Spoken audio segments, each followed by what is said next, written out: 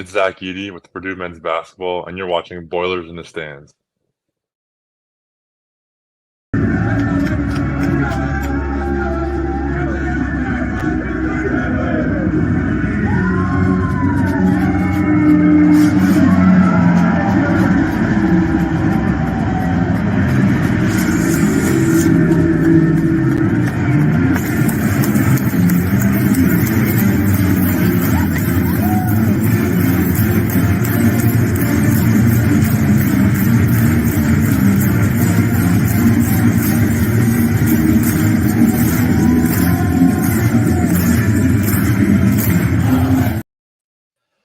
Welcome back to Boilers in the Stands. I am your host, Joe Jackson. Joining me, as always, is my co-host, Craig Bowers. Craig, how you doing? Not too bad. Excited to be on here and get a little bit of a look behind the Magic Purdue creative curtain tonight. So joining us tonight is Chris Voodoo. I guess since you didn't put your last name, I assume I'm not supposed to say your last name, Chris. So we're just going to go with Chris Voodoo. And Andrew Bay, who have roles with Purdue Creative, slightly different in terms of what they do. But I was fortunate to meet Chris several years ago through a mutual friend named Brittany Hester, who then took off and left us and revolted and went to the University of Wisconsin, which we won't talk about much. But met Chris through her, and then met several of the other Purdue Creative people over time just from that relationship. So known Chris for a little while and met Andrew over just the last couple of years here. So excited to get these guys on and talk a little bit. So much of what you guys put out there is received positively by Purdue fans in general. The work that you guys do is awesome. And we just want to talk to you guys a little bit about what that looks like from a Purdue creative standpoint and your kind of roles and all that sort of stuff. So first of all, I guess the question I'll throw to both of you, if you would tell us just a little bit about yourself, maybe where you grew up, where you went to college, how you ended up at Purdue or in this field in general in the first place. So I'll throw it to you first, Chris. Cool. Yeah, so I'm originally from New Jersey. I grew up a Purdue fan my whole life. My dad went to school here, to my uncles. So I'd come back for a football game basically every year of my life. I went to school here, went for computer science, started working in the football department as a graphic designer the end of my sophomore year in the summer, and then basically transitioned over full-time after I graduated in 2018. So I've been here, I think this is the middle of my 10th year, or the middle of my 10th year. So at Purdue. So it's been a journey, but I've loved it. It's been awesome. So all right. So you actually went to Purdue and have that Purdue fandom built into you as somebody working for the Purdue program too, right? Yes. Oh yeah. When I was in school, I went to every football game, every basketball game, a bunch of other sporting events. Obviously, I just grew up with Purdue behind me, despite the fact that I'm from New Jersey. Black and gold. Yeah. Andrew, what about you? What's your background? How'd you end up at Purdue? Fun fact to verify Chris's Purdue fandom. There's actually a picture of him amongst the student section on the concourse in Mackey Arena. So I dare everyone to go find that. I am from Wichita, Kansas originally. Went to college at Oklahoma State University down in Stillwater, and worked there for, 6 years after I graduated. So lived there for about a decade. So about as long as Chris has been here. And then, it was time to look for a new job, a new challenge, and applied for a bunch of different places. And I ended up here. It was the best offer I had. And, it was one of those things where I came up here and the vibes were right. And I have not regretted that decision for a second. Didn't know, I always say, I didn't know a single soul in the state of Indiana before I applied for this job, before I took this job. And it's been really rewarding, been a really great decision. So kind of picked up a camera sophomore year of college. And I went to school. I wanted to be in front of the camera and have my opinion shared everywhere. And then got behind the camera, was like, hey, I don't got to wear makeup to work every day. That's pretty cool. And so I was like, I like being back here, and kind of fell in love. And that's kind of where we ended up. Yeah, fair enough. I guess follow up for both of you based on that is, if you could, or what's kind of your role within the creative team and some of the, more of the tasks that you guys have to do on a regular basis. We'll start with you, Chris. Sure. So technically my title is senior graphic designer. So I work mostly with the men's basketball team at this point, just like social media looks, advertising, all of that stuff. But I help on the other side with like volleyball, softball, baseball, all the other sports as well. Basically everything that's not football or facilities, I'm doing some. I have my hands in some part of that. Um, when I started here, I did mostly football and then just transitioned last year. So I was fortunate enough to join the basketball program at like literally the best time in its history. So yeah. What about Yeah, you, no, Andrew? no, it's kind of crazy that we both started with basketball mainly at the same time. I am the associate director for video. So technically I'm in charge of all of our non-football creative video. So all of the social media video stuff. So we've got 3 other videographers on our team that whose primary sports are women's basketball, volleyball, and then football/wrestling is our third person. And then we've got a crew of 6 interns, 6 student interns at the moment, student workers. I'm trying to not call them interns, and now I'm doing it on a podcast, so go me. But so I'm kind of in charge of them as well, and kind of scheduling all them and stuff. But with basketball, when it comes to making videos, 90% of my job is men's basketball specific. And I love basketball, so being at a basketball school where my job is basketball specific is pretty awesome. And I help with some John Purdue Club stuff and other random asks that come up, and then obviously there's always stuff to do. But the vast majority of my job is men's basketball. Just to additionally jump in, both of us work under Paul Sadler, who I'm sure is very well known in the Purdue fan base. So I've known Paul since I literally got hired here. And so he's both of our bosses. So we work right next to each other, basically. I've also known Paul since I Gotcha. got hired here. When That's we funny.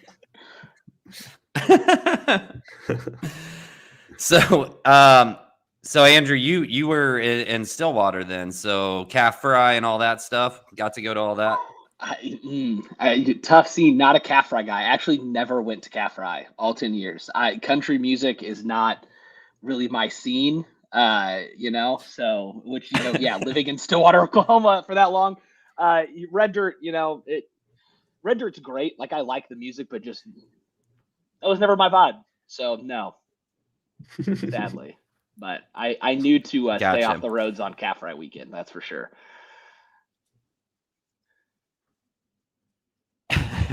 Gotcha.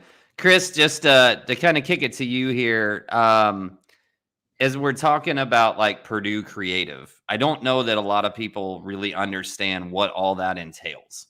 So like what I think people know that you guys are putting out photography and graphics before the game and like the promotional videos before the game, recaps after the game, but what else is involved in Purdue Creative? I mean, that's a pretty deep question, I would say. Yeah, so there's a lot of front of house stuff, obviously, which is like everything everybody sees on social media. Like Andrew's team with the video side will make a lot of like the marketing promotions and TV advertisements, things that are going on social media. Like we'll do stuff for billboards. So when you're driving down the side of the road, you'll see something up on a billboard. That's somebody, we probably made that. Stuff in emails, we'll make templates and whatever that the marketing team will update for all of the different promotions and whatnot.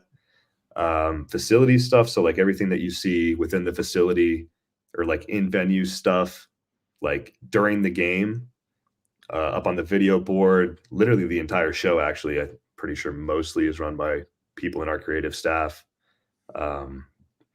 Whatever All-American banners, wraps on the walls outside of Mackey.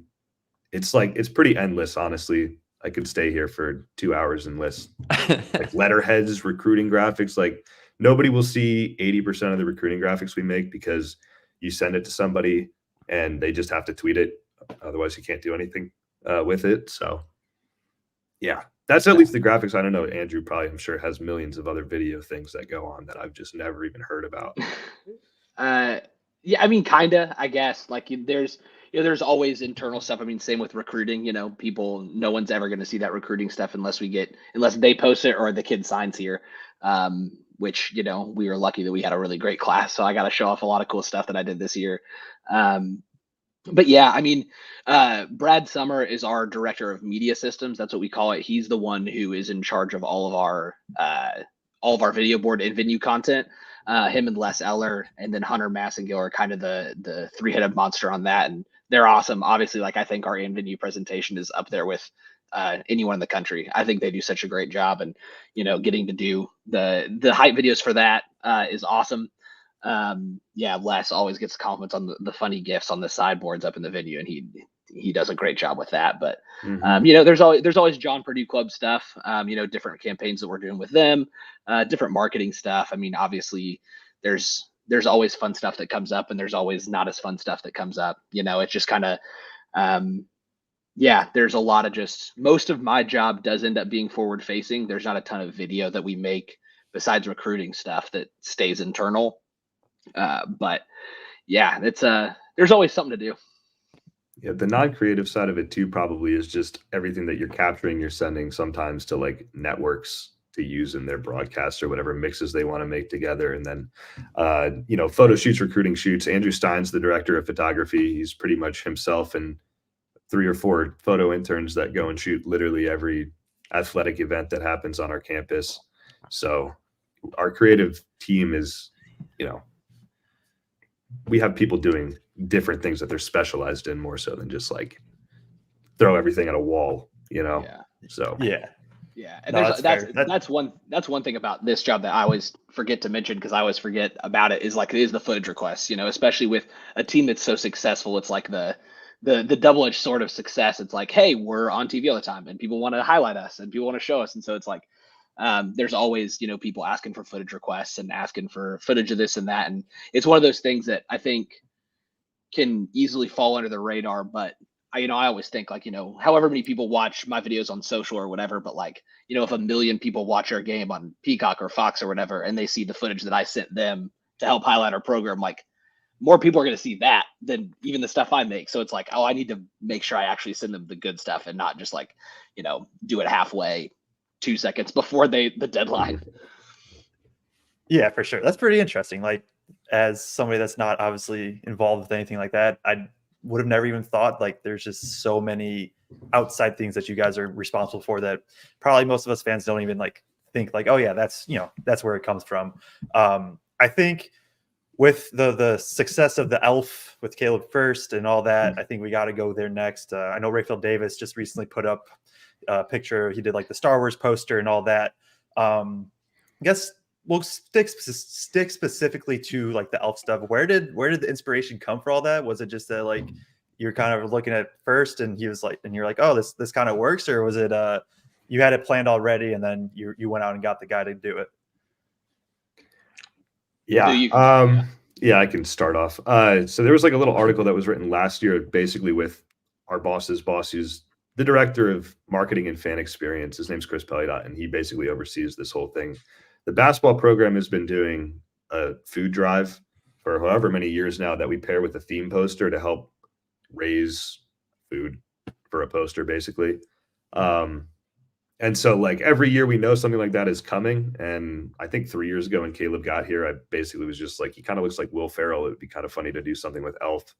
And then that just didn't happen for 2 years. And then last year is well, now's the time to try it. And you can't really do anything unless you have him on board, obviously. So I don't know exactly how the process went after that idea popped into the brain and with everybody else. But obviously he was on board. Marketing kind of had some plans. Bay was a large part of that. I just kind of made a poster with a photo, but yeah, obviously a lot of people liked it, and he's a really good buddy of the Elf. I think that's the most underrated part of those videos, is that those videos are not funny or good if not for Caleb. That dude buys all the way in. We ask him to do some dumb stuff and he's just yeah, and he does it full bore, and it's hilarious. It's funny enough, last year as the Elf stuff was happening, I was not really on board. I was I don't think this is going to be that funny. I don't think this is going to work. And then I was proven like horrendously wrong. It was like, oh wow. And then it was like, you saw the food that got donated. I think that's the coolest part is like, I think between the 2 years we raised like 26,000 pounds of food or something like that, which is nuts. And I think that's the coolest things. Like it's awesome to get all the attention and whatever, but like the fact that we get to have a tangible impact on the community is really cool. And I think it was fun that we got to include a few more players this year. And, a lot of the drive for that stuff did come from our marketing office. Scott Ross, Steph Frank, and then obviously Chris Peliadot in charge of everything. Like they really drove a lot. Steph and I think some of their interns spent that first year like 2 or 3 hours decorating the entire men's locker room with like the snowflakes and stuff just for like one scene. And I was just like, you really want to do all that work for like 10 seconds of video? And she's like, yeah, it's fun. And I was like, It was insane. Okay. Yeah, it was nuts. And then like they just, they did a lot of the scripting and, we had meetings to kind of talk about and with Chris Foreman, the men's basketball SID, talking about what scenes we want to do, when do we want to do it, and kind of what would work. And so, but I made the videos, but I can't take a lot of credit for the actual execution of all of it because a lot of it was set up by our marketing department. They did a great job and kind of made it as easy as possible for me to succeed, which I think allowed it all to be super successful. Yeah, they had a whole plan. Basically, sorry, not to cut you off. It just like paired, the whole game was entirely themed. Like they had like live cutouts of an E and an F so people could go stand there and get their picture taken. They like took the spaghetti with the syrup and the M&Ms and the marshmallows and whatever and made that like an actual item you could buy at the game or whatever. Like they're just like, they're very creative, and it was extremely insane because, whatever, I can make a poster and a graphic or whatever, but like the planning and the execution goes hand in hand. And I saw actual adults eating that in Mackey Arena, which just blows my mind. It looks, I mean, good for them, but it's just not something that seems appealing to me in any way, shape, or form. So, which is that specifically. Sorry, not to cut you off too, but like the fact and like you. Sorry, the fact that like the adults were eating that food, I think is like, it speaks to just the insane amount of buy-in that Purdue fans have to what we do. Like it's crazy. Like legitimately, it's something that astounds me about Purdue fans all the time. Is like they are in. Like they are in, they love Purdue. Like if we're doing something fun, they want in on it. Like they are bought into this basketball program, and it's nuts. And it's so cool. It makes my job so much easier and so much more fun. Like it's Purdue people, like I think I tweeted a few, like Purdue people are different. Like and like I love Oklahoma State. Like I'm an alum. I love people there. The fans there are awesome too. But like, man, it's Purdue basketball is, they say for a reason, they say in 49 other states, it's just basketball. Yeah, no, for sure. I have one quick follow-up with that is Matt Painter was featured in a couple of the scenes. Was he on board with it too? Was he all good with it? Dude, there is, man, that is, yes, he's in. Like as long as you have the script there for him and he's ready to go, like he's in. And it's so like, Paint is like one of the funniest people on the planet, like legitimately. And like that, him coming in when he goes, really, Caleb, this again? And then like the face he makes as he's singing, I'm like, that's not that's Paint. Like that's him being like buying in and being funny. Like that dude is hilarious. And so yeah, no, it's like not a struggle to get Paint to do that stuff, which I feel like people get surprised by, but nah, he's bought in. Mm-hmm. On that note, Chris, I'll go to you first, and then Andrew, you can chime in after. Who's the funniest player on any sports, player or coach, that you've got to interact and work with when it comes to shooting photos or doing video work for promotion, anything like that? Who's the funny guy? Let's stick with basketball since that's what we cover, I guess. But unless somebody else jumps out. I would direct that mostly to Bay because my experience around the basketball or like team closely is just in the photo shoots. So I'll have to think a little bit about some experiences there. Yeah, that's honestly really tough. Like there are a lot of like absolute like there's a lot of dudes with a great sense of humor on the team. Like they're all really funny. I mean, like I like Ethan Morton's made me laugh and just him. The photo shoots for sure. Yeah, they're all funny. Like Fletch is a goofball. Like he's like Zach is hilarious too. Like he has his moments where you're just like, wow, like Paint has some of the funniest one-liners that like I'm not gonna repeat on this podcast, but they're hilarious. Like Braden's funny, like Lance is funny and has like is just like the happiest dude in the world, which is like so fun to be around. Like, I mean, I could name all 17 dudes. Like they're all funny. Like it's such a fun group to just like be around. Like, especially when we were over in Europe, like those dudes were just like having the time of their life and just like goofing around and joking. And you can tell that they're all cool with each other, which is really fun and super fun to be around. Yeah, and I think with that, it kind of comes through with you see this not only for the team themselves as a team, but it just seems like Purdue in general, right? Like you guys all are kind of part of this family, a part of this team. Both of the pictures you guys sent us were with championship trophies for like our thumbnail on that. I know pre-show you guys were showing off a little bit of jewelry as well. So as you guys like are kind of a part of this team in this program, how do you kind of view your role or like the role of a Purdue creative in helping with the success of the program? I'll throw it to you first, or whoever wants it first can go, but I bet you go first this time. I'm an incredibly small part of any success that we have on a basketball court is what I like to say. I see my job as, I always think like with the recruiting stuff specifically, because I think the most important thing that any athletics department does is recruit. Like, you can have all the best coaches in the world, but if you don't have players, like, what are you going to do? Like, if you put 3 coaches out there, but there's no athletes on the floor, like, what are you doing? You're not going to win games. So I think, and I always say, like, if I am 1% of the reason that a good basketball player comes to our school, then like that's the most valuable thing I do. Like the elf stuff, the marketing stuff, the recaps, whatever. Like if I'm literally 1%, and I don't even think I'm 1% because like I don't think kids choose a school because of the videos. And I, sometimes I think if a kid chooses a school because of video, like, do you really want them there? Is that the kind of person that Purdue basketball wants? I don't know, but I don't recruit. I just make videos. And so I think to me, it's just capturing and telling the story. I think all the time about how, I've seen people talk about how like this is the golden era of Purdue basketball. This is a great time in Purdue history, and like it is awesome. I mean, it's amazing to be a part of. And I think the fact that there are images, there are stories, there are moments that I'll get to capture that fathers and sons, fathers and daughters, families will talk about around the Thanksgiving table for the next 20, 30, 40 years is like that's the cool thing. And that like maybe someone's going to be like, oh man, that game was awesome. Like I'm going to go look up highlights on YouTube and like they reminisce through that. Like, I think it's, I have nothing to do with us winning basketball games. But if I can help our fans connect, if I can help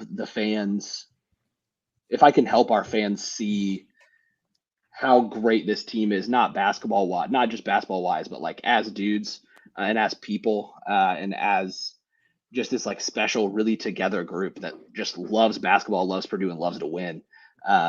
That's my job. And if hopefully that helps create an even better environment at home, hopefully that helps create an even better, an even bigger buy-in from our fans. Like, that's always the goal, but it's just telling the story and just being able to be a documentarian and capture stuff of like, hey, we were here. This is what happened.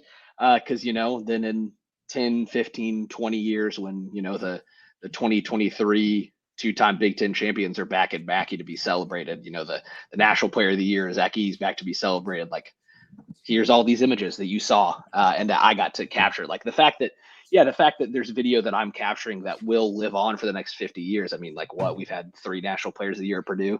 Like, Zach, we're going to talk about Zach for forever. And so I think that there's images that I'm capturing that will live on because of him is really cool. So yeah, nothing to do with the ball going in the hoop, but hopefully with us remembering the ball going in the hoop in like 20 years. Yeah. Yeah. And I think you're selling yourself maybe a little bit short there. And let me explain this, my thought process for a second here. And that's like, I've gone to Michigan State. I've gone to, I shouldn't be saying actual schools. I've gone to a bunch of other schools to away games. and I see their videos before the game starts. I see their stuff throughout the games, whatever, plastered on the walls, yada yada. And I mean, every time I'm like, wow, like our creative department blows these guys away.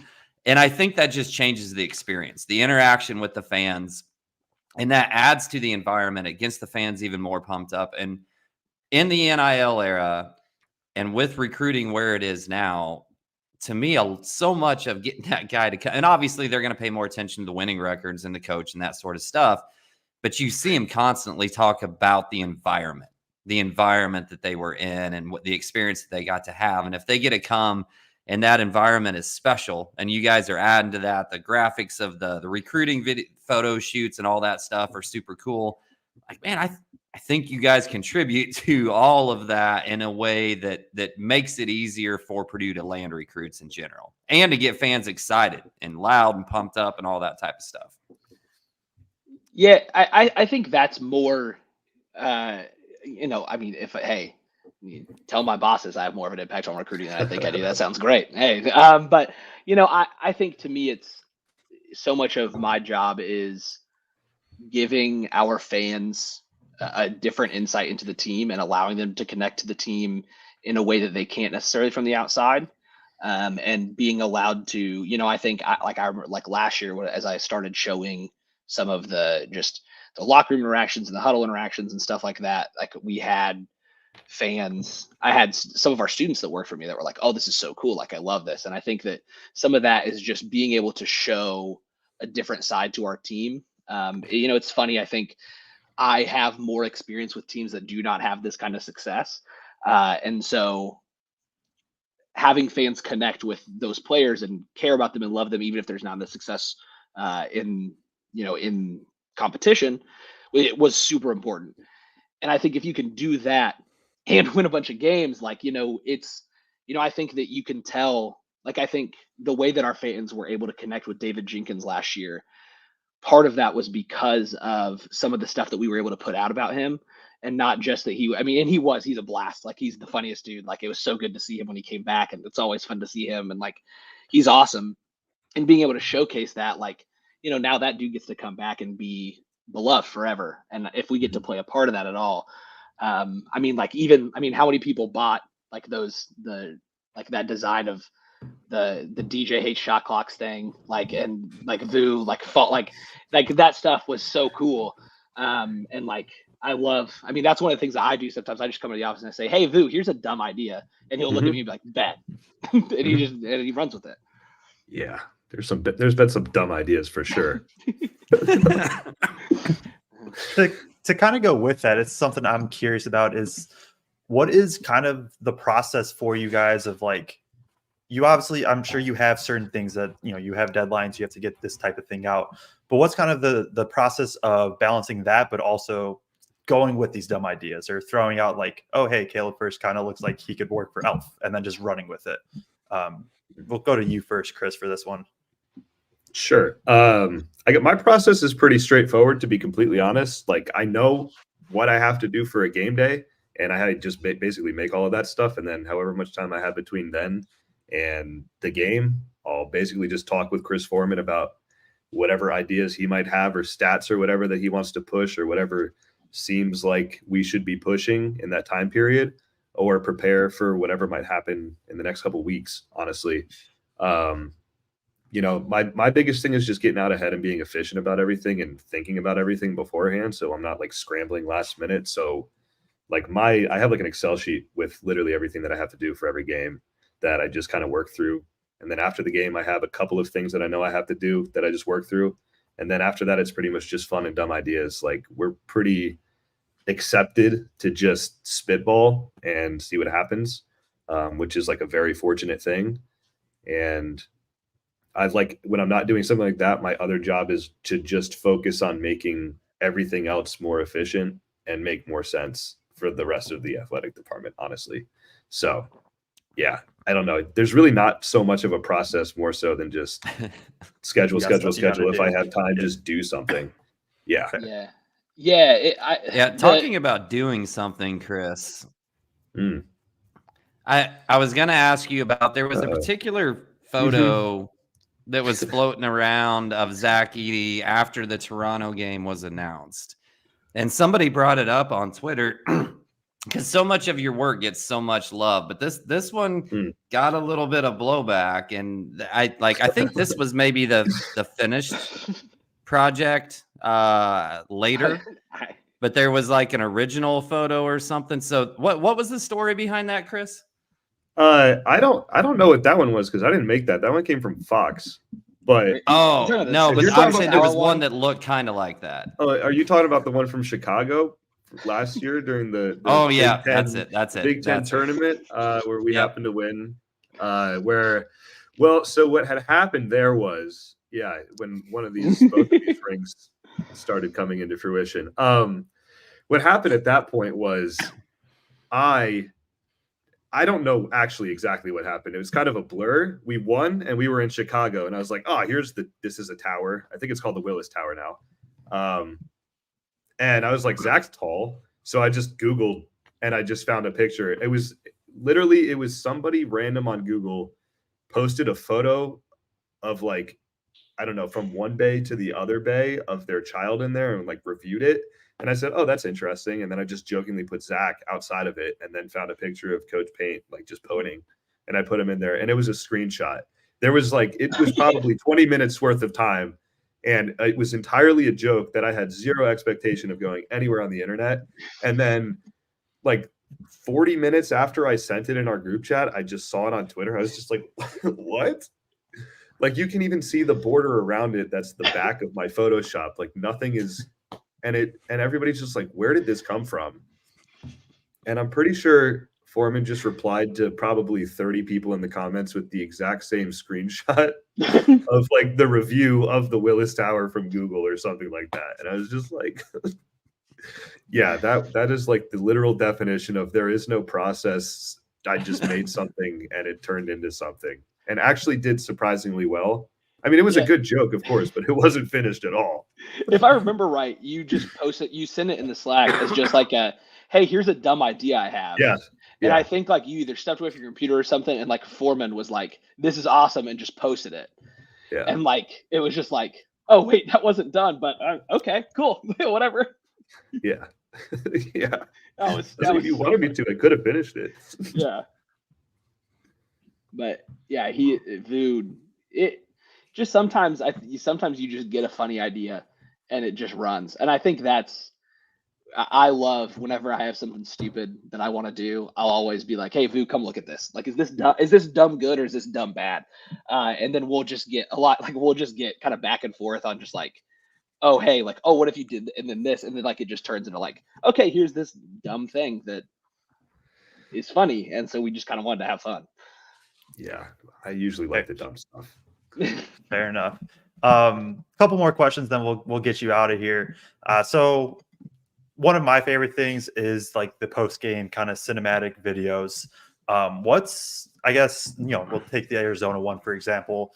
I guess how difficult is it to put those together as, you're grabbing sources, grabbing stuff from multiple sources and things like that. Do you kind of like get the vision throughout the game of what it might look like, or is it more of a purely like after the fact you're kind of like, okay, here's what we have to work with, let's throw something together? Yeah, when it's big stuff, when it's big games like that, especially when sometimes after a game the inspiration doesn't really come, and so it doesn't end up being a big cinematic recap. But after that one, like obviously it was such a huge win, and we played so well, and I knew that I had gotten a lot of good imagery, and I was just like, I think this is going to be really cool. And then what happened is really Paint gave his speech after the game, and I was like, oh, that's how I'm going to end the video. And so I was like, boom, sweet. That's how I'm going to end it. And then it was like, okay, like let's kind of figure back work from there. And so, I just kind of was like, I just felt like the time was right to go super long. I knew that I'd gotten some good halftime stuff and some good huddle stuff. So I knew that I could break up the highlights. I think no one wants to watch 4 minutes of just straight highlights. Like that's just not like, I always tell my students, the story of a game is not the baskets going in, it's between when the baskets go in. Like obviously like you score points when you win. You score points and you win. Like that's the point of the game. But the story is, and it's funny. I was talking to somebody about this today, and I meant to do it. Like the 5 minutes of that video, I would bet 90 seconds of it is basketball plays. Like so much of it is the build up to the celebrations between the halftime, the timeouts, the stuff like that. That's where the story comes out. And then, we're lucky to have Rob Blackman and Bobby Rendell, who do a great job. I think we're also lucky with our TV partners. They're, Noah Eagle and Robbie obviously did a great job on the call of that game too. And so they make the job a lot easier when it's like, oh, hey, I know I'm going to have a good call from one of these two, great crews is going to have a great call. And so, and then the build from it just came from literally, excuse me. So, there's a lot of process to it. So actually, Foreman will have, depending on availability, one or two of his student workers either watch the game or listen on TV or listen to the game on radio, and will mark out great calls. Either stuff that happens between baskets, stuff that happens after baskets, and put time codes in it. So I can go back and look without having to watch the entire game. I can be like, oh, hey, I know there's a good call here. And that a lot of times can help craft the storyline of something. Where it's like, oh, hey, like, something happens and like you kind of roll with what they say. And then I actually literally just sat and watched the Peacock pregame show on Sunday.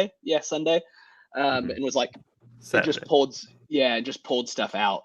Like, so the next day I just sat and watched the game and watched the broadcast and pulled the stuff out of it. That was like, oh, I know this will help with the build, and with kind of building the tension of, oh, this is a huge game and this really matters. And then, but yeah, the story just kind of starts telling itself during the game.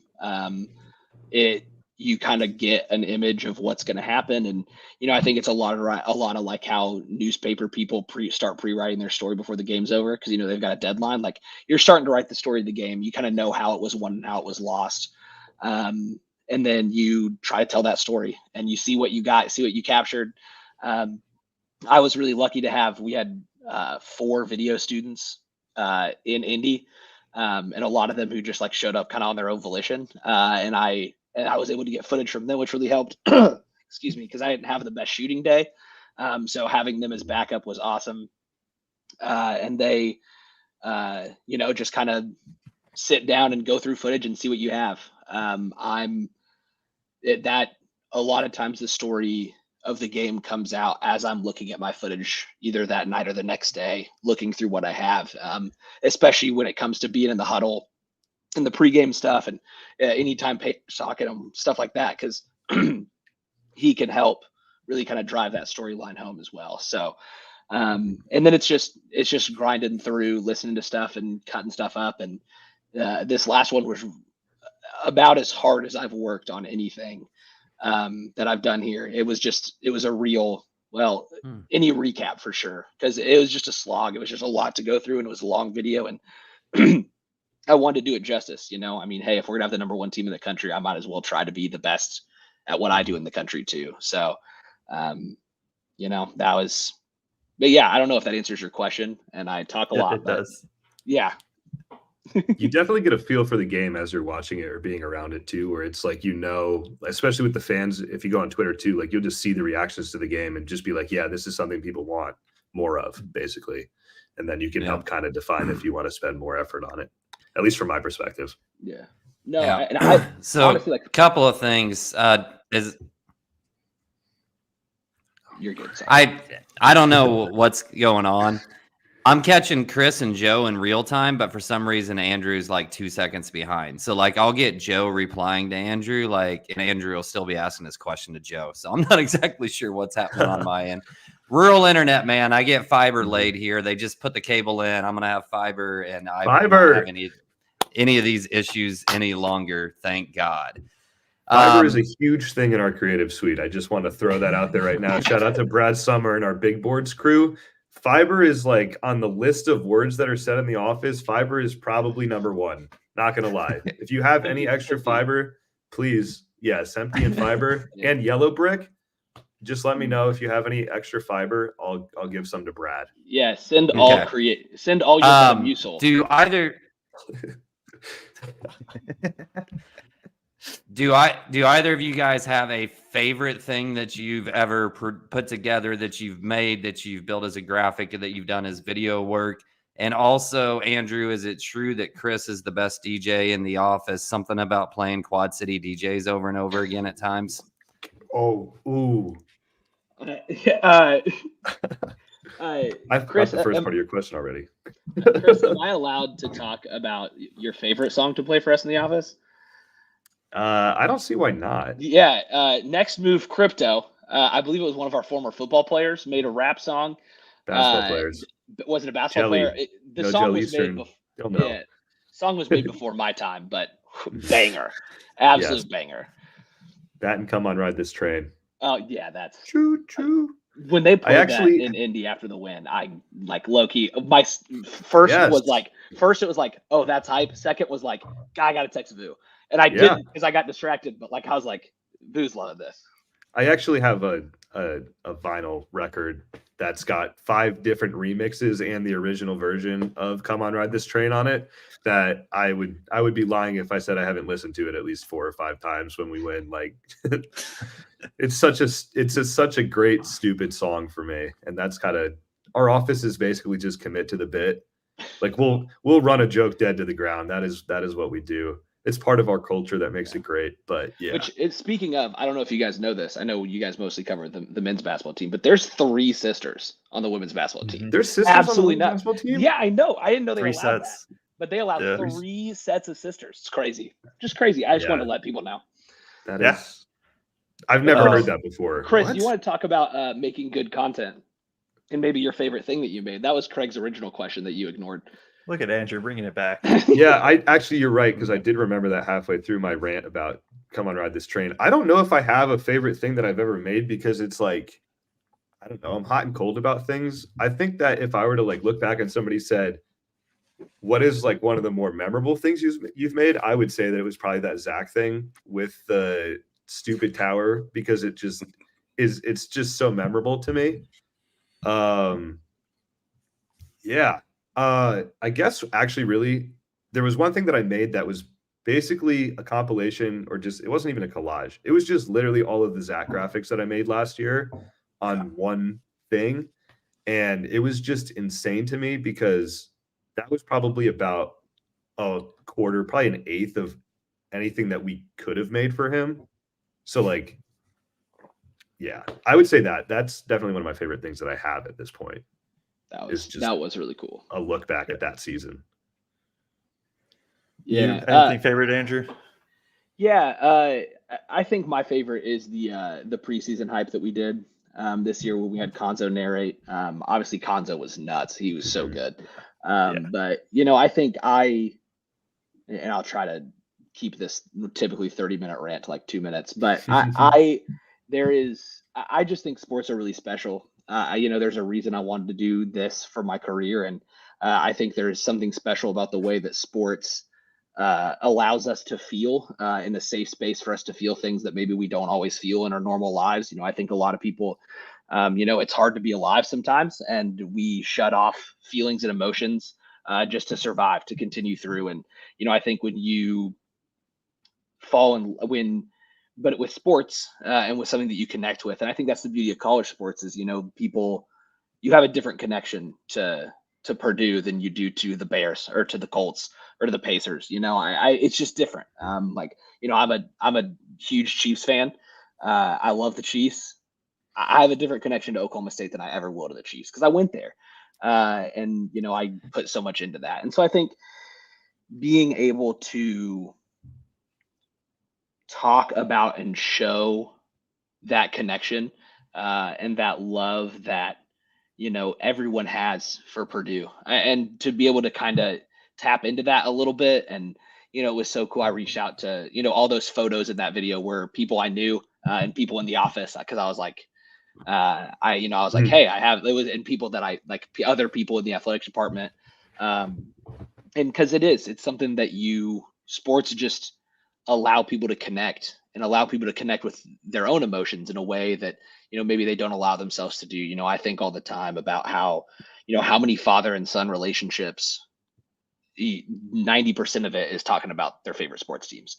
And the fact that, even if on the surface it feels like they're just talking about sports, like it's the way they connect, it's the way they show love, it's the way that they're like they can connect to each other, and I think that that's beautiful. And the fact that I get to play a small part in helping remind people of some of their favorite memories with their family, with their parents, with their best friends, is the reason I do the job like that. And to get to talk about and to show that, like I cried while making the video because it just meant a lot to me. And I think it was the purest distillation of why I do this job that I've ever made, and will probably stay that way for a long time because I really love that video. Yeah, Sydney says, I think sports make me feel the most emotions I ever feel. Not always good. There's always the anxiousness that comes with it and rooting for your favorite team. I kind of cut you off, Chris. Did you have anything to add? Oh, no, I was just going to say, like, that's a fantastic comment because, like, I was really just going to say my emotion. Like, I remember so many different parts of a basketball season or just like my time at Purdue. I specifically remember one of my first games when I was a freshman. We played North Florida or something like that. And we lost. And I was just sitting there just like in disbelief, like as a student, as a fan, like actually like what? But then also a couple of years later, we won the Big Ten championship. I left the final exam halfway through and to watch us beat IU to clinch the Big Ten championship and like the confetti rain and all of that stuff. And that was like the highest point for me at that point in my college career in athletics. And it was just like, so there's a roller coaster, but it's also like some of the best emotion in the world. I love it. The anxiety, the anger, the stress is what makes it worth it, man. It's one of the reasons why in that Arizona recap, I put that bit about Arizona closing the gap because I saw our fans and I felt it too on the baseline, like, oh boy, like stuff's getting tight. And then we pulled away and we won by, 3 possessions anyway. But I think part of that anxiety is what makes it special. Like the stress, like, it is more meaningful to win a game like that where we were up and then, it got close and then we came back and won than to just go win by 20. Like it'd be cool to beat the number 1 team in the country by 20. That's awesome. But like, it means more. It's more special. I think it's why being a diehard fan is better than being a bandwagoner. Like when the Chiefs won the Super Bowl, I had watched the 2-14 season. Like I'd been a fan for a long time.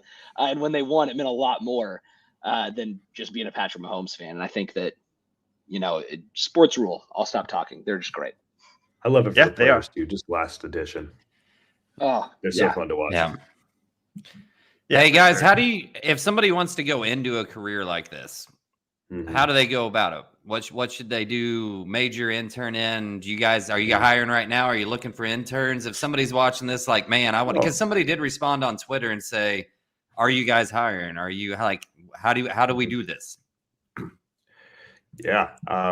I mean, for me, at least, I had a little bit of a different path because I went to school for computer science and my degree really doesn't relate at all to what I'm doing. Rather than I just got my foot in the door, I started making graphics when I was in like 6th or 7th grade playing Call of Duty. Like I got free energy supplements and I was making like Twitter headers and email signatures, forum signatures, stuff like that. And like, that was, I don't know, that's how I started building something. So you just kind of have to have, at least for graphic design, some showcase of work. Like you can just go on YouTube and learn how to do stuff. And that's like a really good foot in your door way to show that you care and want to try and have some sort of creative eye.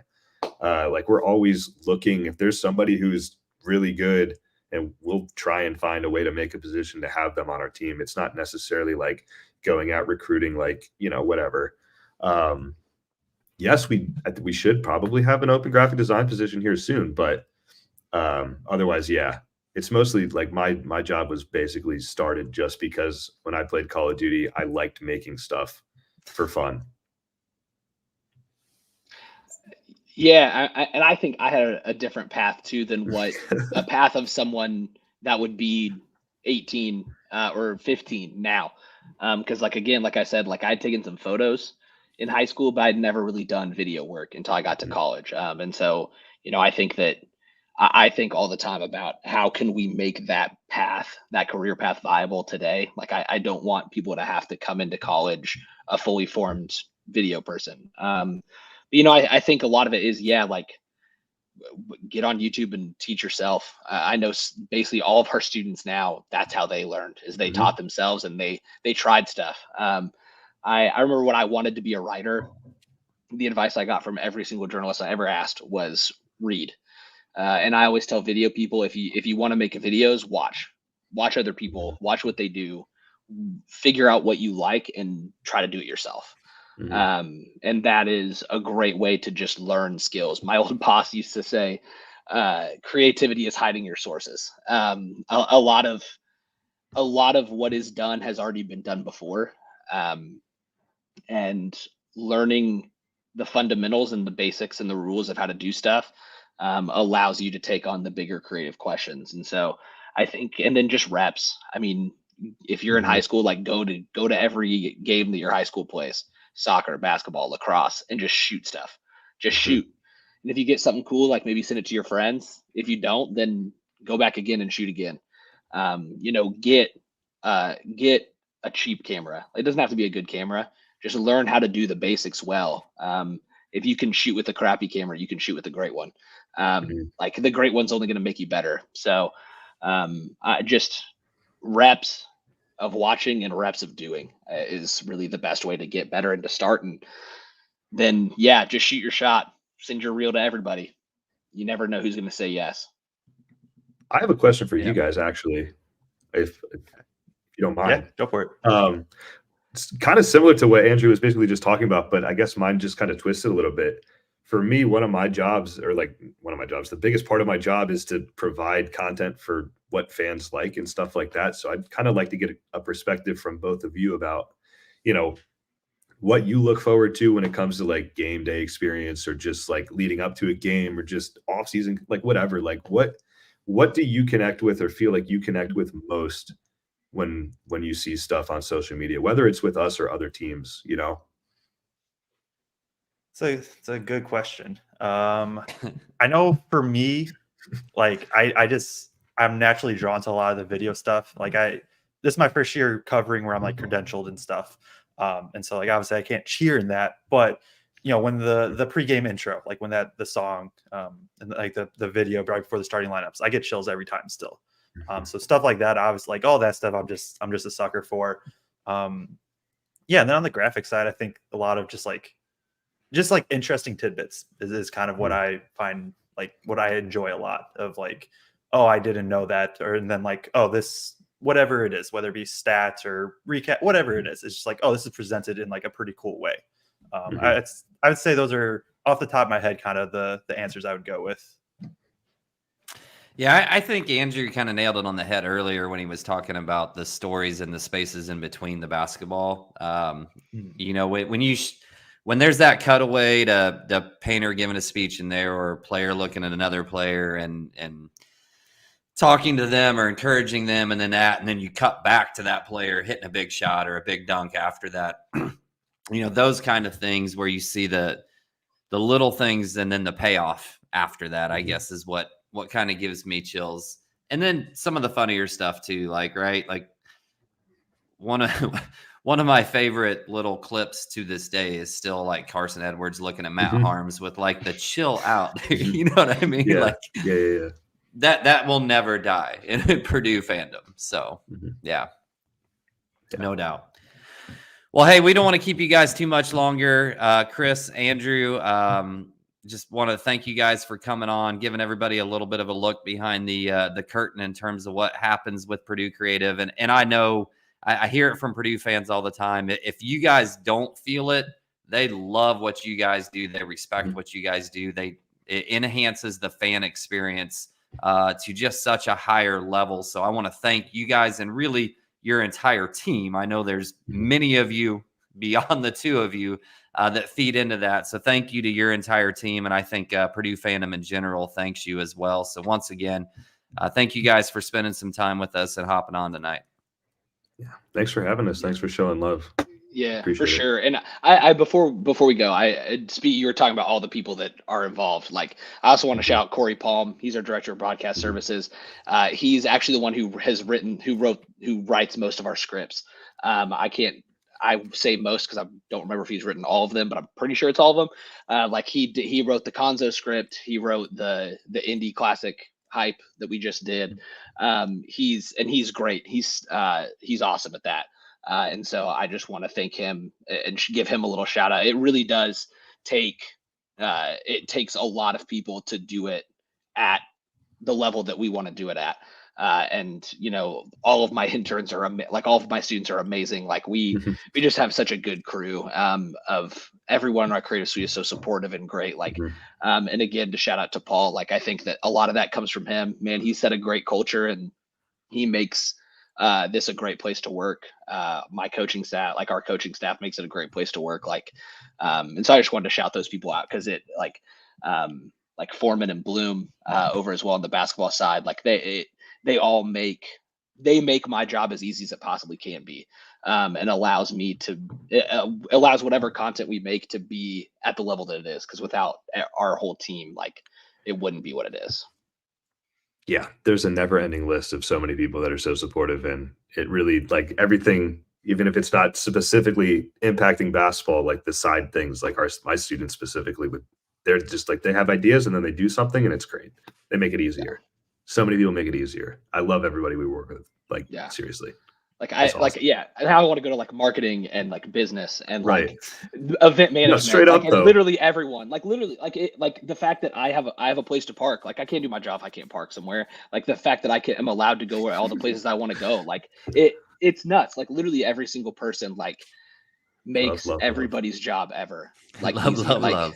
Yeah, like Deb and Kim, two of our administrative assistants. Like Deb's in basketball and Kim's in marketing. Like they make my job a million times easier. Like all the kid video and photos that I had for that Conzo piece, like Deb was the one who reached out to all the parents and got that stuff from them. Like that stuff doesn't happen without her. Like it really does, man. It takes so many people to do this. It's just cool that I get to push the buttons that make the stuff at the end of the day. But the biggest blessing is the people that deal with us and our shenanigans, because I'll tell you what, we certainly know how to grind a gear, and I know that. Yeah. All righty. Well, sorry. Thanks again, guys, one more time for coming on. Super appreciate it. Good luck the rest of the season. I know you guys are like a part of the team, just along for the ride and enjoying the experience. And I'm hoping the season goes well for you guys too, as we get towards the end of the season. So once again, thank you to all fans of the show who watch the show. The next time you'll see us is Thursday, right, Joe? Thursday? Yep, Thursday. Yep. Thursday for the post-game show. We hope to have something else in the works. We are efforting a few other guests to come on, former players, and actually one of your guys' bosses is going to join us pretty soon as well, that you mentioned in there, but I'm not going to name drop that name just yet to everybody else. So if it's one of our bosses, just mention our names. It's fine. True. Not a problem. So everybody, thanks again. We will see you Thursday for the post-game show.